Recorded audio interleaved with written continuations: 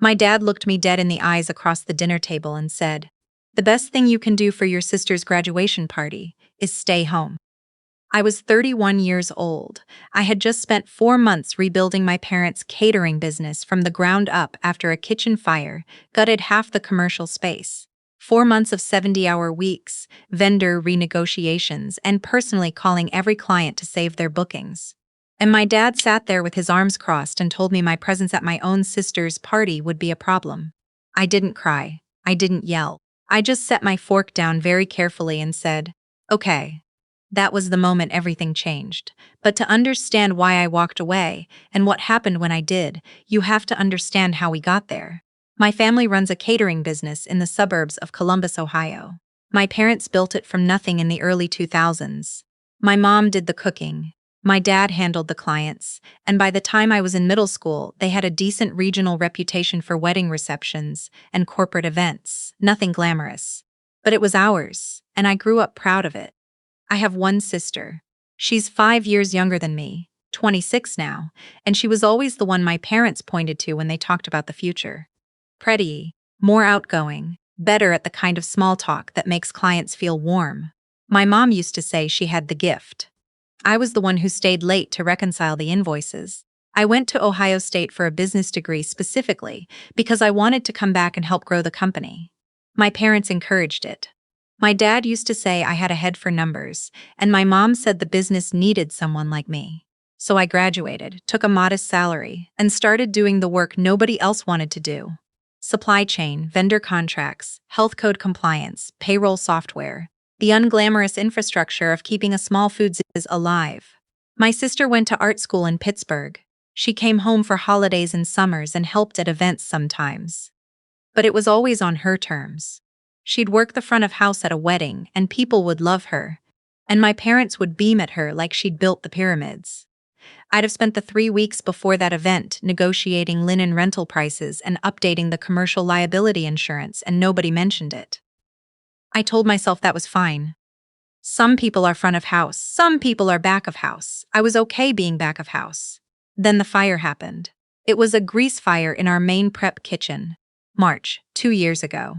Nobody was hurt, but the damage was significant. Insurance covered some of it, but not all of it, and our schedule for the next 8 months was completely compromised. We had 17 confirmed bookings, corporate lunches, a retirement party, 3 weddings. My parents were devastated. My dad was 63 and talking about whether they should just close. My mom was spending her mornings sitting at the kitchen table not eating. I says I would fix it. I took no salary for 3 months. I found a shared commercial kitchen space we could rent by the hour to keep the bookings alive. I called every single client personally, explained the situation, offered partial refunds on deposits if they wanted to walk, and kept 14 of the 17. I pulled in a favor from a friend who does kitchen renovation and got us a contractor quote that came in 40% under what anyone else had offered. I handled the insurance claim paperwork myself because the adjuster kept stalling, and I knew how to push back. My sister came home for 2 weeks in April to help out. She was great with clients on the phone. She made my mom feel better. I'm not dismissing that, it mattered. But she left when her spring semester picked back up and I stayed. By August, we were operational again. Not just surviving, actually in a stronger position than before, because the renovation had finally fixed 3 code violations we'd been patching around for years. My dad shook my hand when we got the final inspection sign-off. He said, "I don't know what we'd have done without you." I remember thinking, I hope you mean that. In October, my parents told my sister and me that they wanted to formalize the business succession plan. My sister was finishing her MFA and had been talking about coming home to Columbus. My parents thought she could take over the client-facing side of operations, the tastings, the event walkthroughs, the relationship building. Fine. That made sense. She was good at that, but then my dad said they wanted her to be the one to have primary ownership when they eventually stepped back. I sat very still and asked what that meant for me. My dad said I would always have a role. My mom said they just thought my sister had a natural connection with clients, that the business needed to grow in the right direction. I said, I see. I didn't fight it that night. I went home and I cried for about an hour, and then I opened my laptop and started making a list. Because that's what I do. I make lists, but I stayed. because I told myself it wasn't about ownership, it was about the business, and the business still needed me, and maybe once my sister was more established, they'd see that my contribution deserved recognition. I know how that sounds. My sister moved home in January, and she was genuinely wonderful with clients. She has a warmth I don't have. Clients love her. I watched her do a wedding tasting walkthrough, and she made the couple feel like the whole event was being designed specifically for their love story. It was impressive, but she didn't know how to read a vendor contract. She didn't know our kitchen scheduling software. She would commit to custom menu items in consultations without checking ingredient sourcing lead times, and then I'd get a call from the kitchen manager asking how we were supposed to get heritage breed pork belly by Friday.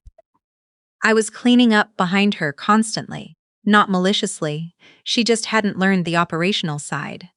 And my parents weren't pushing her to learn it because they thought that was my department, so I was doing my job and half of hers, and nobody was paying me more or saying much about it. Then came the graduation party. My sister was finishing her MFA remotely.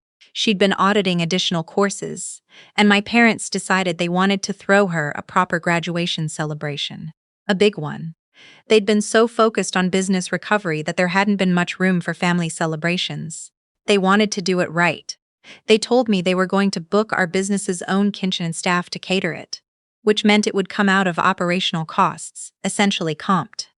And they wanted me to organize it, plan the menu, coordinate the staff schedule, handle the decor sourcing. I said sure. But then the requests started expanding. My mom wanted a floral arch at the entrance. She'd seen one at a wedding we did and loved it. The florist we use for events quoted her $800 for the arch alone.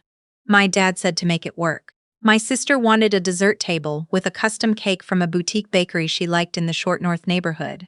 That cake was $450.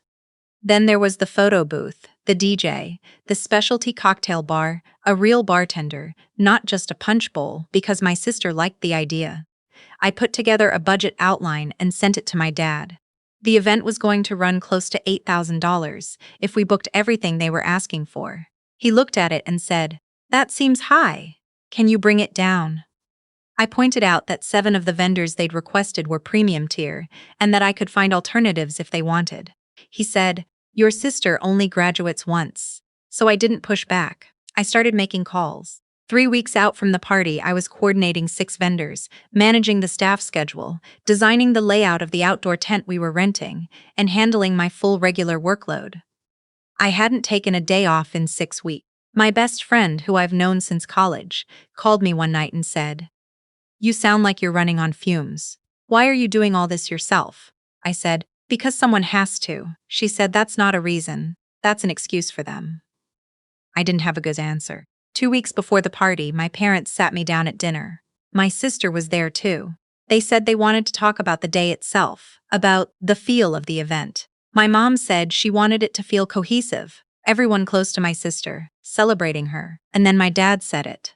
He said they'd been thinking about the guest list and that some of my sister's college and grad school friends would be there. People who didn't know me, and they wanted the energy to be fun and light. He said that lately I had seemed stressed and serious, and that he thought maybe I'd be more comfortable skipping the part itself and just making sure the logistics were handled. He said, "Honestly, we think it might go smoother if you're not there." My sister didn't say anything. She looked at the table. My mom said, "You know how you get, sweetheart. We just don't want the day to feel heavy." I sat there for a moment. I said, "Okay, I hear you." My dad looked relieved. My mom patted my hand. My sister still didn't look up. I drove home and I didn't sleep. By 3 in the morning I had made my decision. Not out of anger, or not only out of anger. Out of a clarity I hadn't felt in 2 years. I had been so focused on proving my value through work that I had completely lost sight of the fact that nobody had ever asked me to prove anything. They had just taken what I gave and handed credit to someone else and expected me to be grateful for the chance to keep giving. I wasn't going to burn anything down. I wasn't going to call vendors and cancel out of spite. That's not who I am. But I was done doing the work. The next morning I sent a single email. I addressed it to my parents and CC'd the main event inbox. I said that effective immediately I would be stepping back from all planning activities for the graduation event, and that any outstanding vendor coordination would need to be transferred to another point of contact. I listed every open item, every vendor, every deadline, every deposit that had been paid and from which account. I gave them a complete handover document. 7 pages. I closed the email by saying that I was taking a personal leave of absence from the business starting the following Monday and that I would be in touch when I was ready. Then I called the boutique hotel in downtown Columbus where I'd always wanted to stay. The one I walked past for years and thought someday, and I booked myself a long weekend. My dad called me within 20 minutes. I let it go to voicemail. My mom called an hour later. Voicemail. My sister texted, "Are you okay?" I texted back, "I will be." Then I turned my phone on Do Not Disturb and I went and packed a bag. I found out later, from my best friend who heard from a mutual family acquaintance, what happened in the 2 weeks after my email. My parents had no idea how many moving parts there were. They'd assumed the vendors are booked meant everything is handled. They didn't know that the florist required a confirmed layout diagram before she'd order the flowers. They didn't know the tent rental company needed a certificate of insurance from the homeowner's policy, which I had been meaning to request and hadn't yet. They didn't know that the specialty cocktail bar company had sent a contract amendment that needed a signature by a specific date. Or they'd released the booking. My sister tried to take over the coordination. She's smart and she's capable, and I genuinely believe she did her best. But she didn't have the vendor relationships I had. The boutique bakery pushed back the cake order because they had a standing policy that custom cakes required 2 additional weeks' notice for any changes, and my sister had tried to add a tier. The florist, who I had worked with for years, told my parents she couldn't hold the arch booking past the deposit deadline without confirmation she never received. The party happened, but it wasn't the party they'd planned. No floral arch. Supermarket sheet cakes instead of the custom design. The cocktail bar was replaced with a bartender my dad found last minute on a staffing app. He was fine, but it wasn't what they wanted. The tent layout was slightly off because nobody had sent the diagram, and 2 of the tables ended up partially in direct sun. By all accounts, it was a fine party. People had fun. My sister graduated and people celebrated her, which was the point. But it wasn't what my parents had envisioned, and everyone there knew something had gone sideways. I was at the boutique hotel eating room service and watching a movie I'd been meaning to watch for 2 years. When I came back, I had a long conversation with my parents. It wasn't screaming. It wasn't ultimatums. I told them as calmly as I could that I needed them to see what I actually did, not as a given, not as infrastructure, but as a real contribution that deserved acknowledgement and fair compensation. I told them that being asked not to attend my own sister's graduation party, while simultaneously coordinating every detail of it, was something I couldn't pretend hadn't happened. My mom cried. My dad said he hadn't thought about it that way. My sister called me separately. She said, "I'm sorry I didn't say anything at that dinner. I should have said something." That meant more to me than I expected it to. I told my parents I would come back to the business under different terms. I gave them a written proposal. A formal title. A salary adjusted to market rate for an operations director at a company our size. I'd looked it up, I knew what it was. A seat in ownership discussions, not just a role. Clear boundaries on my responsibilities, so I wasn't perpetually absorbing my sister's learning curve. My dad said it seemed like a lot. I said, "It's the job you already need me to do. I'm just asking you to call it what it is." They took 3 weeks to think about it. During those 3 weeks, I updated my resume for the first time in 4 years, had 2 informational conversations with contacts in the food service consulting space. Not because I was definitely leaving, but because I needed to know I could. Knowing I could made it easier to stay. They came back and said yes. Not perfectly, my dad negotiated the salary down from what I'd asked, and I accepted a number I still think is slightly below what I'm worth. But the title was real. The ownership conversation was real. And they didn't ask me to do my sister's work anymore. That was 8 months ago. The business is doing well. My sister and I have actually gotten closer. She makes a genuine effort to learn the operational side now, and I've stopped resenting her for the dynamic our parents created. It wasn't her fault. It was never really about her. Last month, my parents threw a small dinner for my birthday. First time they'd made a real occasion of it in years.